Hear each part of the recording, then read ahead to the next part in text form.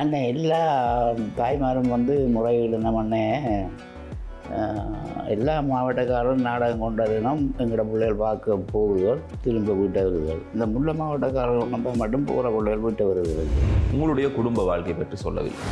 படுக்கையெல்லாம் பிறந்தவர் கண்ணாலே என்ன கூப்பிட்டா கிட்ட போகணும். மாமாவை பார்த்தா மாமா போட்டே கொண்டு வந்து 2 பேரையும் விட்டு அம்மா கையில் ஊற்றி தந்தேன். 3ஆம் அம்மா போயிட்டார். சரி, பிள்ளைகள் பற்றி சொல்லுங்கள். 3 ஆம்பளை பிள்ளைகள், 3 பொம்பளை பிள்ளைகள். 2 பேர் இந்த போராட்டத்தில் போயிட்டான். ஆனால் உங்களுடைய வாழ்க்கை அதை மாற்றித்தானே இருக்குது. அந்த காலகட்டத்தில் நிகழ்வு செய்து கொண்டிருக்கைக்குள்ள என்னுடைய 2வது மகனுடைய வீரச்சாவரியத்தில் வருது. யார் உங்களோட இந்த கலைப்படைப்புகளை அதிகம் ரசித்திருக்கிறார்கள்? அநேகமாக தலைவரே ரசித்தவர்னு தான் சொல்லணும். தலைவர் இந்த படைப்புகள் என்றால் அவருக்கு கொஞ்சம் ஆர்வம் அதில் கூட. நீங்கள் எழுதி நீங்களே நல்லா இருக்கே அப்படின்னு சொல்லி யோசிச்சிடக்கூடிய அந்த வரிகள், அந்த காட்சிகள். தகப்பன் வந்து இது ஒன்றும் வேண்டாம்னா நீ பெய்யாமல் வீட்டில் 2 சொல்கிற தகப்பனும் வந்து இப்போ எங்களை உரிமையை நாங்கள் காப்பாற்றணும்னு நினைக்கிற மகனுக்கும் உள்ளவர். இப்போ உங்களுடைய வாழ்க்கை எப்படி இருக்கிறது? உணர்வுன்னா தப்பிதமான உணர்வு இல்லை. எந்த உரிமை, எந்த தமிழை காக்கணும், நான் உரிமையோடு வாழணும் என்ற உணர்வு அது எனக்கு எப்போதும் இருக்கும். அதே காலம் இப்போ இருந்திருந்தா நீங்கள் நாங்கள் சந்திக்கக்கூடிய ஒரு நபராக நீங்கள் இருந்திருப்பீங்க. அநியாயமாக அந்த தலைமை இப்படி ஒரு போராட்டத்துக்கு வந்தது தேவைதானான்றது என்ன படிப்பே இருக்கு. சமூகம் அதை பற்றி சிந்திக்குது இருக்குப்பா. என்ன சவால்களை இந்த கலை பயணத்தில் நீங்கள் இதுவரை அடைந்திருக்கிறீர்கள்? பல பேரோட சேர்ந்து நான் பயணித்திருக்கிறோம். எல்லாரும் என்னை பொறுத்தவரை எல்லாரும் என்னை விட திறமைசாலிகள்னு தான் சொல்லுவாங்க. இந்த கலை பயணத்தில் நீங்கள் மறக்க முடியாத நிறைய விஷயங்கள் இருக்குது. பல பரிசுகள் விருதுகள் எல்லாம் போனால் இதெல்லாம் எனக்கு பெருமை இல்லை. எனக்கு தலைமையால் கிடைச்ச ஒரு விருது அதுதான் இப்போ எனக்கு.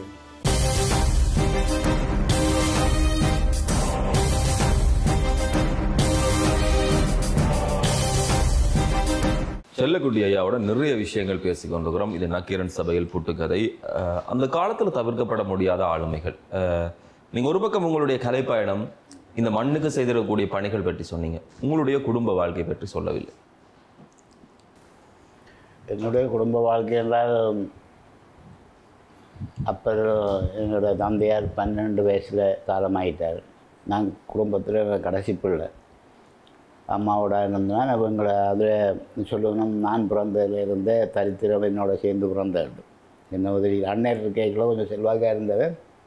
சில பேருக்கு அப்படி ஒரு நம்பிக்கை இருக்குது தானே. ஒரு பிள்ளைகள் இந்த ராசி பலன், பஞ்சாங்கம், பணியாரம் என்று பார்க்குறார்கள் எல்லாம் இருக்குன்னா அதுகளால் எந்த பிறப்பில் இருந்து என்ன இப்படி ஒரு தரித்திரமான பிறந்துட்டு எங்கள் தாயாரே என்ன ஒரு மாதிரி நம்ம பார்க்குற ஒரு நோக்கம் வந்துட்டு அவ்வளோக்கு வறுமையில் நாங்கள் உட்பட்டுட்டோம். அப்படியே இருந்து அப்புறம் பிறகு அம்மாவோட இருந்து விவசாயம் தான் செய்து கொண்டு இருந்தாங்க. ஆனால் எனக்கு விவசாயம் செய்தாலும் எது செய்தாலும் எனக்கு சொல்லுவாங்களோ என்ன முதல்ல எங்கே போனாலும் முட்டையில் கண்ணுன்ற மாதிரி எனக்கு இந்த கதைத்துறையெல்லாம் பற்றுதல் கூட.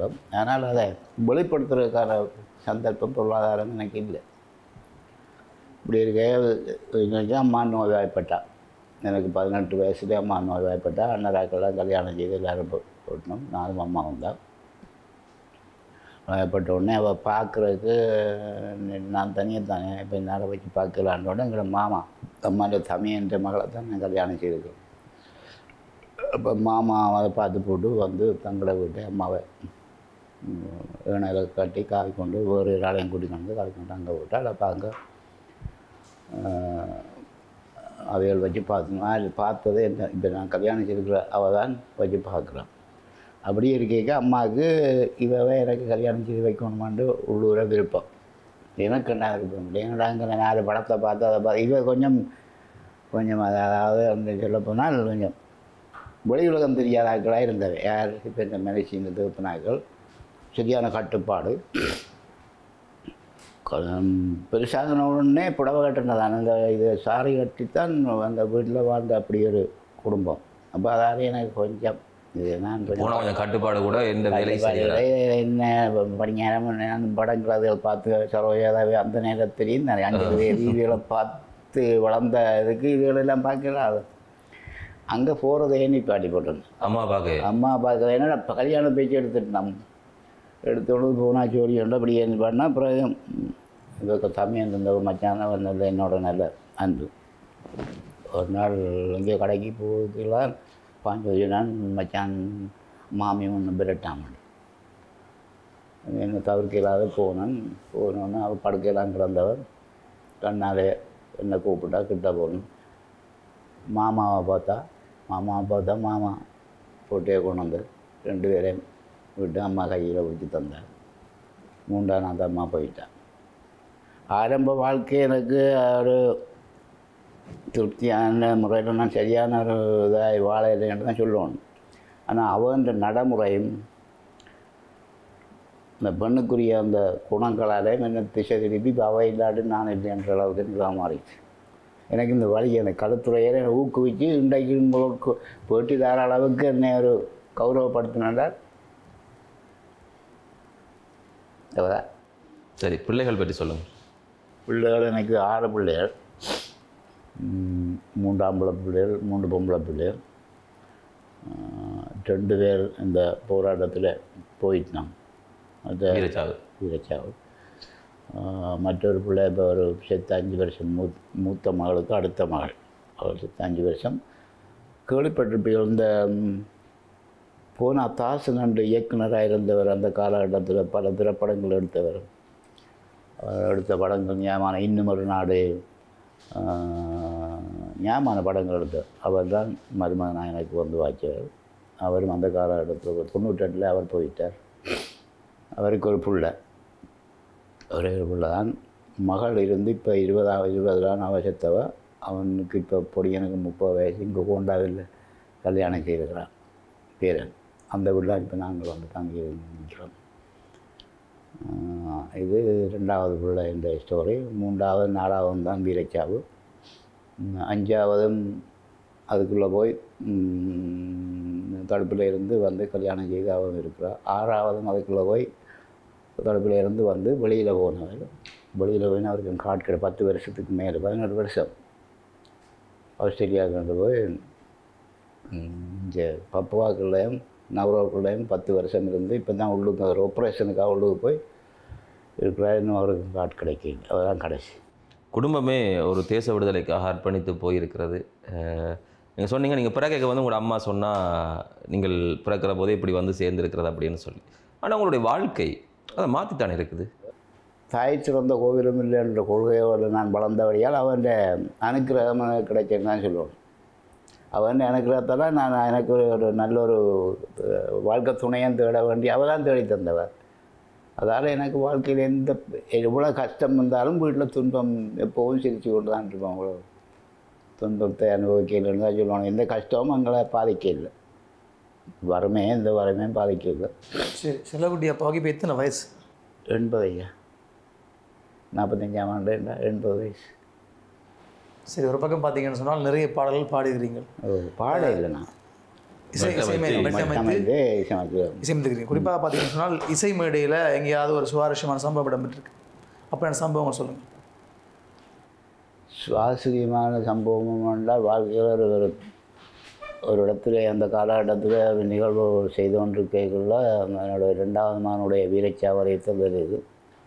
நீங்கள் நிகழ்ச்சி நடந்து கொண்டிருக்கைக்குள்ள அப்போ அது நிகழ்ச்சி குழம்பக்கூடாதுன்ட்டு நான் நிகழ்ச்சி முடியத்தான் உரியவருக்கு சொல்லி பிறகு போயிட்டு போனாங்க. இது ஒரு சம்பவம். இன்னும் சொல்ல போனால் உண்டு. அப்போ நிகழ்ச்சிக்கு இப்போ எங்களில் முல்லை மாவட்டம், மன்னார் மாவட்டம், வவுனியா மாவட்டம், யாழ் மாவட்டம் அண்டு எல்லா மாவட்டங்கள்லேருந்து பீதி நாடகங்கள் பிரச்சாரத்துக்கு போகிறதானே. அப்போ அது வந்து ஒரு இடத்துல மங்களம் பனிச்சங்குளத்தில் அதில் வச்சு ஒத்திகை பார்த்து செலக்ட் பண்ணி இது போகலாமான்ட்டு அங்கே உள்ளாக்கள் அனுமதித்து வெளிப்படுத்துகிறோம். இந்த காலகட்டத்துக்கு இருக்கா தமிழ் செல்வன் தெரியும் தான் எங்களுக்கு அரசியல் பொறுப்பாளர். அவர் சொன்னார், அண்ணன் எல்லா தாய்மாரும் வந்து முறையில் என்ன பண்ணேன், எல்லா மாவட்டக்காரரும் நாடகம் கொண்டாடினோம் எங்களோட பிள்ளைகள் பார்க்க போகுதுகள் திரும்ப வீட்டை வருதுகள். இந்த முல்லை மாவட்டக்காரர்கள் நம்ம மட்டும் போகிற பிள்ளைகள் வீட்டை வருதுகள் இல்லைன்னு எனக்கு பெருமையாக இருந்தது அந்த நேரம். ஏன்னா இந்த நிகழ்ச்சி அவ்வளோ தூரம் மக்களை கவர்ந்துருக்கு. ஆனால் இப்போ இன்றைக்கி கவலையாக கிடையாது. இப்போ இன்றைக்கி எனக்கு கவலையாக கிடையாது. என்னடா அந்த அப்படி கவர்ந்த ஆக்களில் நான் எவ்வளோ பறி கொடுத்துருக்குறேன் அப்படின்னு கேட்கல கவலை தானே. அது வெற்றி அடைஞ்சிருந்தால் அது வேறு விஷயம். ஆனால் முயற்சிக்காமல் இருந்தோம் என்றதை விட ஏதோ ஒரு முயற்சி செய்தோம்ன்றது கூட ஒரு வெற்றி தானே, அதில் யோசிக்கிற அளவுக்கு இல்லை. யார் உங்களோட இந்த கலைப்படைப்புகளை அதிகம் ரசித்திருக்கிறார்கள்? அநேகமாக தலைவரே ரசித்தவர்னு தான் சொல்லணும். தலைவர் என்ற படைப்புகள் என்றால் அவருக்கு கொஞ்சம் ஆர்வம் அதில் கூட. அவர் நல்ல நிதர்சனத்துல எல்லாம் இந்த படைப்புகளை அவர் கொஞ்சம் நேரம் வந்து பார்ப்பார். நேரம் வந்துன்னா அவர் இப்போ வந்தார் ஒளிபரிக்கு அந்த இதுகள் மூலம் அவருக்கு நேரடியாக அது போனால் அவர் பார்ப்பார். என்னோட 3-4 முறை அவரை சந்திச்சு மீட் பண்ணியிருக்கிறோம். சந்திக்கல என்ன சொன்னார் உங்களுக்கு? சந்திச்சேன்னா தனிப்பட்ட முறையில் காரணம் சந்திக்கலைண்ணா. கலைஞர்களோட சேர்ந்து தான் சந்திக்கிறது. கடைசியாக நான் சொன்ன அந்த குட்டிக்கண்ணன் இதுதான் அவர்கிட்ட கடைசி சந்திப்பு. இதுதான் சொன்ன ஒரு இந்த குட்டிக்கண்ணன் நான் பயன்படுத்திக்கல, படிப்பை குழப்பக்கூடாதுண்டு. அதுக்கு நான் சொன்ன காரணத்தை ஏற்றுக்கொண்டு அந்த கலைப்பயணம் இல்லாவிட்டால் செல்லக்குட்டி என்ன இப்போ என்ன மாதிரி இருந்திருப்பார்? ஒரு வரைக்கும் தெரியாமல் இருந்திருப்பேன்.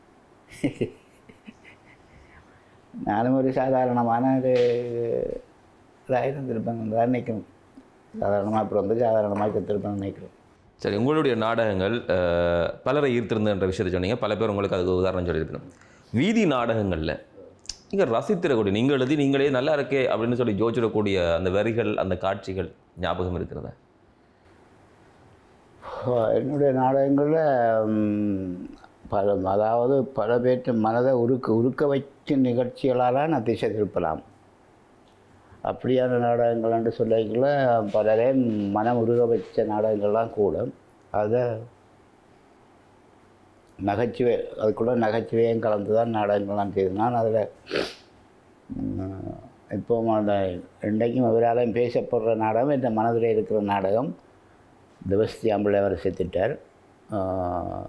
அவர் அதில் பங்கெடுத்த நாடகம். அதில் என்னடா தகப்பனும் மகனுக்கும் உள்ள ஒரு போராட்டம். தகப்பன் வந்து இது ஒன்றும் வேண்டாம்னா நீ பெய்யாமல் வீட்டில் இரண்டு சொல்கிறது தகப்பனும், இல்லைப்பா எங்கட உரிமையை நாங்கள் காப்பாற்றணும்னு நினைக்கிற மகனுக்கும் உள்ள ஒரு பாடல். 2 பேருக்கு முன்னாடி பாடல் அந்த நாடகத்தில் இடம்பெறுது. அதில்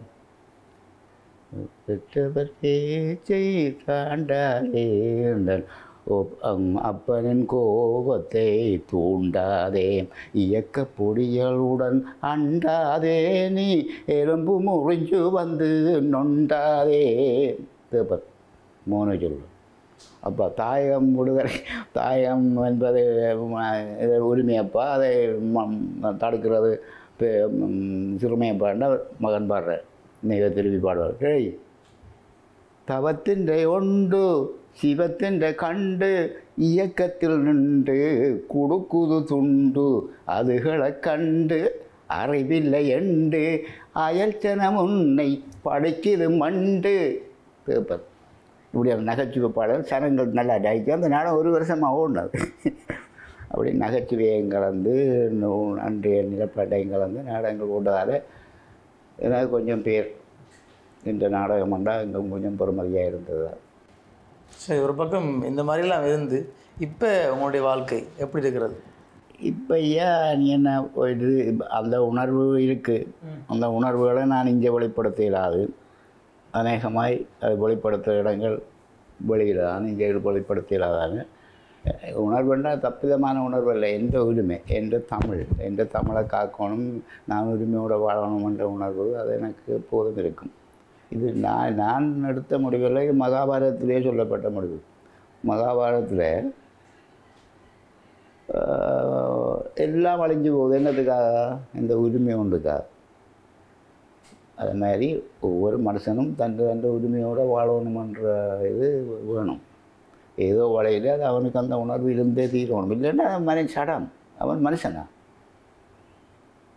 ஐயா இப்படித்தானே எங்களை பிள்ளைகள் 10, 18 வயது 20 வயதில் சூழாக போச்சு. இருக்காத உயிரை பெருசாக நினைச்சதா? இல்லை, உரிமையை பெருசாக நினைச்சபடியே தானே அந்த உணர்வு எனக்கும் இருக்குது. என்ன செய்கிறார்? சரி, இப்போ செல்லக்குட்டி அண்ணன் நீங்கள் சொல்லிடக்கூடிய இந்த 2009க்கு முற்பட்ட காலம், அதே காலம் இப்போ இருந்திருந்தா நீங்கள் நாங்கள் சந்திக்கக்கூடிய ஒரு நபராக நீங்கள் இருந்திருப்பீங்க. நான் கொஞ்சம் மேலோங்கி தான் இருந்திருப்பேன். அந்த அளவு அந்தஸ்துக்கு உயர்ந்திருப்பேன். அதனால் இந்த இன்றைக்கு யோசித்து பார்க்குற அளவில் எங்களோட சமூகத்தை எங்களோட இனத்தின் இதில் பார்க்கல அப்படி ஒரு காலம் வந்தாலும் எங்களுக்கு இடைஞ்சலாக தான் இருக்கும் போல கிடக்கு எனக்கு பார்க்க அதுகளை விட்டு வைக்காங்க அப்படி ஒன்றை விட்டு வைக்கிற சமூகமாக எங்களோட தமிழ் சமூகம் இல்லையா அதுதான் இப்போ கல்வியாக கிடக்கு இப்படி ஒன்றை தொடங்கி இத்தனை இதெல்லாம் வீண் தானோன்ற எண்ணம் கூடி ஏற்படுது இந்த அநியாயமாக இந்த அந்த தலைமை இப்படி ஒரு போராட்டத்தை வாங்கினது தேவைதானான்ற எண்ணப்பாடு இப்போ இருக்குது உங்களுக்கு சமூகம் அதை பற்றி சிந்திக்குது இல்லையாப்பா. சரி, இந்த நீண்ட நெடிய ஒரு கலைப்பயணம் அல்லது இந்த பல்வேறுபட்ட தடைகளை தாண்டி இருக்கக்கூடிய பயணம், குறிப்பாக அந்த கலைப்பயணம் என்று சொன்னாலே நிறைய போட்டிகள் இருக்கும், பொறாமைகள் இருக்கும், குத்துவெட்டுகள் இருக்கும், குழிபறிப்புகள் இருக்கும், அது ஒரு பெரிய பட்டியலாக இருக்கும். என்ன சவால்களை இந்த கலை பயணத்தில் நீங்கள் இதுவரை அடைந்திருக்கிறீர்கள்? பொதுவாக இப்போ கடமையை செய்ய பலனை எதிர்பாராதே என்று பகவத்கீதை சொல்லணும்.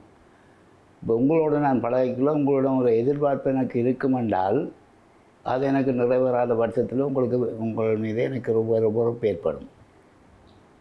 நான் அப்படி இல்லை, விருப்பு பொறுப்பற்ற ஒரு நிலைமையில தான் எல்லோரிடம் பழகுறேன். என்ன யார் சூட்டினாலும் எனக்கு பெரிய அக்கறை இல்லை, போட்டினாலும் அதை பற்றி நான் பெருசாக எடுத்துக்கொள்கிறேன் இல்லை. இந்த காலகட்டத்தில் பணி செய்தாக்கள் கன பேர் இருக்கிற என்ன விட திறமையான படைப்பாளிகள் இருந்திருக்கணும். என்எஸ் மணியன் நீங்கள் கேள்விப்பட்டிருப்பீர்கள். என்எஸ் மணியம் எல்லாம் முல்லை மாவட்டத்தில் சிறந்த ஒரு தெருக்கூத்து, மற்ற பல நாடக நடிகன், அப்படி பல இதுகளில் ஆற்றல் நிறைந்தாள். பாரேந்திரம், மற்ற இயக்குனர் போனா தாசன், முல்லைச்சகோதரிகள் இப்படி ஒரு பாடல் அவை இந்த பாடல்கள் எல்லாம் பாடிக்கலாம் நிறைய. பஞ்சவர்ண தொட்டிலே பள்ளி கொள்ள வந்தவனே வஞ்சமற்ற உன் மனதில் வாழ்வதுதான் தெய்வமடா, அந்த பாட்டெல்லாம் அவள் தான் பாடினது. அவள் இப்படி பல பேர் என்னோட பல பேரோட சேர்ந்து நான் பயணித்திருக்கிறோம். எல்லாரும் என்னை பொறுத்தவரை எல்லாரும் என்னை விட திறமைசாலிகள்னு தான் சொல்லணும். அவருடைய மனோநிலை எப்படி இருந்தாலும் எனக்கு அதை பற்றி பிரச்சனை இருக்குது. அதை அவரவற்ற மனநிலை அவரவரை தான் பாதிக்கும், என்ன பாதிக்காது. சரி, செல்லக்குட்டி என்ற பேரை தவிர 2 பேர் வேறு பேர்கள் 3 இருக்குது. அந்த பேர் யார் வச்சது, எப்படி வந்தது? மாயவதாசன் பேர் நானே எனக்கு சூடிக்கொண்ட பேர். நான் கண்ணனை இளவயதிலேருந்து கண்ணனையே வழிபடுறேன் நான், கிருஷ்ணரை. காரணம் மகாபாரதம் தான் 8 வயசில் மகாபாரதம் வாய்ச்சி முடிச்சினான். அதுக்கு எனக்கு அந்த சக்தி வாசிக்கக்கூடிய ஒரு சூழலை ஏற்படுத்தி தந்தது என்ற தந்தை. அவர் கையெழுத்துறார் தான், விரலை அடையாளம் வைக்க தெரியாது. நான் பிறந்த ஞாபக சக்தியும் ஒரு சொல்லுவாங்க மிதிச்ச வில்லிச்சாக அது மனுஷர் அவருண்டு நான் என்ற காதோட பலவே காய்க்கணும், அப்படி ஒரு பொறுமசாலியான என் தந்தை. அவருக்கு இந்த பழைய புராணங்கள் இதுகள் கேட்குற என்றால் விருப்பம் கூட. பின்ன அங்கே யாரும் ஆட்டம் இருக்கிற இடங்களை தேடி கொண்டு வந்து எங்கள் பக்கத்து வீட்டில் ஒரு ஆள் இருந்தது காசு பிள்ளைன்னு, அவரை கொண்டு தான் பொழுதுபட வேலை முடிஞ்சு பொழுதுபட வந்தோடனே அவரை கொண்டு தான் வாய்ச்சி கேட்பேன். அப்போ 8 வயசுலேயே எனக்கு கொஞ்சம் வாசிப்பு திறன் கூட. 8 வயசுலேயே நல்லா வாசிப்பேன், நிறைய வாசிக்கிற திறன் கூட.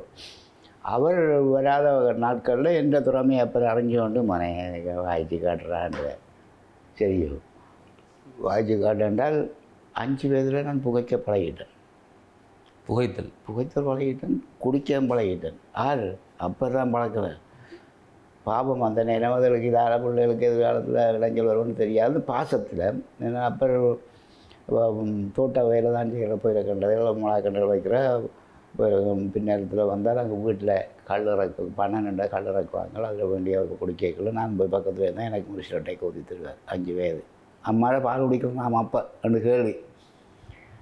அப்போ கல்லை மடிச்சுட்டு இங்கே நம்ம அந்த பாலம் குடித்து வளர்ந்தேன். நான் 5 வயது வரைக்கும் குடித்ததால் தானோ எனக்கு இந்த தமிழில் பற்றி வந்ததோ அதை பற்றி தெரியாது. அப்போ குடிச்சது. அப்போ பொயில எடுத்து சின்ன வீடி கணக்கில் சுருட்டு சுற்றி தருவார் 10 சொல்லி. அப்பருக்கு தானே அந்த இது மற்றாக்கள் கண்டால் அடித்து போடணும் எனக்கு. அப்பரோட நல்ல ஈடுபாடு தானே. அப்போ எனக்கு இந்த பாசத்தால் இதில் பழக்கி விடாங்க. 55 வயதுலாம் விட்டேன் நான். இந்த இது வந்தது இல்லை, இந்த நிலவு மாறைக்கெல்லாம் விட்டேன். அதுக்குள்ளே போயிட்டேன். இந்த அதுகளெல்லாம் ஒழுக்கமான ஒரு பரம்பரையாக தான் அது இருந்தது. அதுக்குள்ளே ஒரு நேரம் முழுக்க விட்டுட்டேன், ஒன்றும் இல்லை. 55 வயது வரைக்கும் நான் புகைத்திருக்கிறேன்னா எனக்கு ஈரல் இருக்கோ தெரியாது. நான் ஒரே சங்கிலிப்பு ஒரே ஒரு நாளைக்கு 2 கட்டு வீடு. அப்போ 25 போட்டால் ஒரு கட்டு வீடு, 2 கட்டு வீடு வேணும். இல்லாட்டி 10 சுருட்டு வேணும். அப்படி போச்சு, 55 வயது வேண்டும், எல்லாம் விட்டுட்டேன். சரி, இந்த கலை பயணத்தில் நீங்கள் மறக்க முடியாத நிறைய விஷயங்கள் இருக்கு. நீங்கள் எப்போதும் ஞாபகம் வைத்திருக்கக்கூடிய பாராட்டு எது? இன்று வரை மறக்காமல் இருக்கிற அந்த விமர்சனம் எது? பாராட்டுன்னு சொன்னால் நான் தலைமையில் பரிசுகள் பண்ணதை நான் அதை பெருமையாக நினைக்கிறேன். அது முதலாவது. அநேகமாக இப்போ கிட்ட கலாபூஷண விருது இந்த மாதம் இந்த வருட முடிவில் எனக்கு கிடைக்கிது. கலாபூஷண விருது தான் கிடைச்சதுனால நான் அதுக்கு முயற்சி எடுக்க இல்லை. என்னுடைய திறமைகளை கண்ட என்னுடைய பழகினவர்களால் முயற்சி எடுத்து எனக்கு அந்த விருது வழங்குறதுக்கான இதுகள் எல்லாம் ஆவணங்கள் எல்லாம் தாங்களே முன்னின்று தேடி கொண்டு வந்து அந்த விருது கிடைக்கிது. இப்போ கிட்ட ஒரு மன்றம் ஒன்று என்ன கலைச்செம்புரவர் என்ற பட்டம் கொடுத்து கௌரவிக்கிறது. இதை விட பல பரிசுகள் விருதுகள் எல்லாம் போனால் இதெல்லாம் எனக்கு பெருமை இல்லை. எனக்கு தலைமையால் கிடைச்ச ஒரு விருது, அதுதான் இப்போவும் என்ன மனதில். சரி, ஒரு பக்கம் நாங்கள் உணவை பற்றி கேட்கவில்லை. உங்களுக்கு பிடித்த உணவு எது? சத்தியமாக சொல்கிறேன்னு எனக்கு இந்த மாமிசம் மச்சம் இல்லாட்டி இதுகள் பிடிக்காத ஐயா. இதுக்கு என்ன இந்த இப்போ எங்களை பட்டாப்பாளையம்மன் கோயில் இல்லை, அதில் தீர்த்தத்துலேருந்து மச்சம் இல்லையென்று அந்த நேரம் விட்டாச்சு. இப்போ நான் எவ்வளோ விஷயங்கள்லாம் மாற்றம், இதுகளெல்லாம் தேவையில்லாத விஷயங்கள், இந்த மச்சம் என்ன மாமிசம் என்ன என்ற அளவுக்கு வந்தாலும் கூட சில விஷயங்களை நாங்கள் கடைப்பிடிச்சால் அதுலேருந்து விடுபடையிடாது. அப்படி ஒரு பிரச்சனை இருக்குது. ஜெயகாந்தன் சொல்வார், எழுத்தாளரால் நீங்கள் கேள்விப்பட்ட இந்திய எழுத்தாளர், பெரிய எழுத்தாளர். அவர் கடவுள் நம்பிக்கை பிசாசு நம்பிக்கை ஒன்றும் இல்லாதவர். அவரே ஒரு இடத்துல சொல்கிறார், தனக்கு இரவில் அவர் இருக்கிற இடம் மாடி வீடு டவுனுக்கு, இரவில் அறையை விட்டு வலிக்கிட பயமா. அதனால் சின்ன வயதில் அவருக்கு கூட்டின பேய்ப்பயம், அது என்ன அவரால் விடுபடையிலாக கிடக்கு. பேயும் இல்லை பிசாசும் இல்லைன்றவர் கூட தனக்கு விளக்கிடையிலாம் வேண்டால் சில விஷயங்கள் எங்களோட மனதில் வேரூன்றிட்டால் அதுலேருந்து விடுபடையிலாது. அதுக்காக தான் இல்லாட்டி மச்சம் விளையாடி சாப்பிட மாட்டோம். என்ன பிடிக்கும்? மச்சம் வேண்டாம், மீன் வகையெல்லாம் இப்போ எல்லாம் 80 வயசு அன்னைக்குள்ளே எல்லாத்தின் பற்றுதலும் குறைஞ்சொன்று வந்துட்டு இறைச்சியை வேண்டாம் சாப்பிடலாம் தான். எப்பயாவது சமைத்த அனுபவம் இருக்கிறா? சமைச்ச அனுபவம் இருக்கா? நான் சமைச்சா நீங்கள் மறக்க மாட்டீங்கன்னு வேண்டா சாப்பிட்ட நண்டை இல்லை, அவ்வளோ சிறப்பாக நான் சமைப்பேன். சொன்னால் மட்டும் பார்த்து அதை எப்போ வலிக்கிறது? எங்களுடைய அப்பர் சமைச்சாருன்னா அந்த சட்டியை கழுவி போட்டு வச்சாலும் அந்த சட்டிக்குள்ளே சோறு போட்டு பிரெண்டுக்குண்டாலே அதில் ஒரு சுவை. அப்படி அப்பர் அதை பார்த்து அண்ணரும் நல்லா சமைப்பார். அதே மாதிரி எங்களை வாய்ப்பு வேண்ட மனுஷன் அவர் பாரியார் மட்டுமில்லை, எனக்கு பரியாரியாரும் அவர் தான். சரி, எப்பயாவது பிள்ளைகள் மனைவி நீங்கள் செய்தது காணுமப்பா, கலைத்துறை பயணமோ என்ன விஷயம், கொஞ்சம் நீ ஓய்வெடுங்க அப்படின்னு எப்பயாவது சொல்லியிருக்காங்களா? அவையில் இப்போ ஏன்னா நான் வேலையோட இருக்கணும், ஒன்றும் இல்லை, வீட்டோட சும்மா தான் இருக்கிறோம். எனக்கு வேலையை நான் வேலையாக பார்க்குறேன் இல்லை, விளையாட்டாக தான் பார்க்குறோம். இப்போ நாங்கள் ஒரு விளையாட்டுக்கு போகிறோம், கிரிக்கெட்டுக்கு தான் போகிறோம். அது எங்களுக்கு பார்க்க பெரிய பயங்கரமாக வேறு மாதிரி தான், அவருக்கு அது வேலையாக தெரியுதோ, அது ஒரு விளையாட்டு. அப்படி நாங்கள் ஒவ்வொரு டைம் விளையாட்டாக எடுத்துக்கொண்டால் அதே சந்தோஷம் தான். வேலையே என்று எடுத்தால் அது துன்பம், இதையும் விளையாட்டாக எடுத்துக்கொண்டால் அது விளையாட்டு தான். சரி, சொல்லக்கூடிய நிறைய விஷயங்கள் பேசியிருக்கிறார். மீள ஞாபகங்களை திரும்பி பார்த்துருக்கிறோம். அடையாளப்படுத்தப்பட வேண்டிய அல்லது ஒரு காலத்தில் இந்த மண்ணுக்கு மண் சார்ந்திடக்கூடிய விஷயங்களுக்கு, இனத்தினுடைய விடுதலைக்கு தன் குடும்பத்தையும் தன்னையும் முழுமையாக அர்ப்பணித்து பல்வேறுபட்டவர்கள் பணி செய்திருக்கிறார்கள். அதில் ஒருவர் இவர் என்பது மிக முக்கியமான விஷயம். அவர் சார்ந்திடக்கூடிய விடயங்களை ஒரு காலத்தினுடைய கனதியான பதிவாக இந்த நாள் ஆவணப்படுத்திக்கிறோம். நேரம் ஒதுக்கி முல்லைத்தீவிலிருந்து வந்து நிகழ்ச்சியில் பங்கு பெற்று இந்த விஷயங்களை பேசியமைக்கு ஐபிசி தமிழ் குடும்பம் சார்பில் எங்களுடைய நன்றிகளை தெரிவித்துக் கொள்கிறோம். நானும் அதே மாதிரி என்னுடைய நிலைமைக்கு எனக்கு இப்படி ஒரு இடம் கிடைக்கும் என்று நான் எதிர்பார்க்கல. அப்படி ஒரு இடத்தை எனக்கு உருவாக்கி தந்த அனைத்து உள்ளங்களுக்கும், நீங்களெல்லாம் எனக்கு புதுசு, தம்பி புதுசு, தங்கச்சி புதுசு, எல்லோரும் புதுசு, இப்படியான ஒரு அனுபவத்தை ஏற்படுத்தி நான் இந்த நிலைமைக்கு கொண்டு வந்த இறைவனுக்கு முதற்கண்ண நன்றியை கூறி, உங்களோட அளவலாவியதில் பெரிய ஆனந்தம் சரி, பல்வேறுபட்ட விஷயங்கள் ஒரு மண்ணினுடைய மூத்த ஆளுமையை இந்த நாள் அடையாளப்படுத்துகிறது. வருகிற வாரம் இன்னும் அதிதிகளோடு சந்திக்கலாம். அதுவரையில் இணைந்து கொண்ட எல்லோருக்குமே நன்றிகளையும் வாழ்த்துக்களையும் சொல்லிக்கொண்டு நிகழ்ச்சி விடைகொடுப்பது விடைபெற்றுக் கொள்ளும் நாங்கள். நான் உங்கள் டிடிசியா என்று பேன்பின் ஹலோ கணநாதன் உஷாந்தன். வணக்கம் நேர்களே.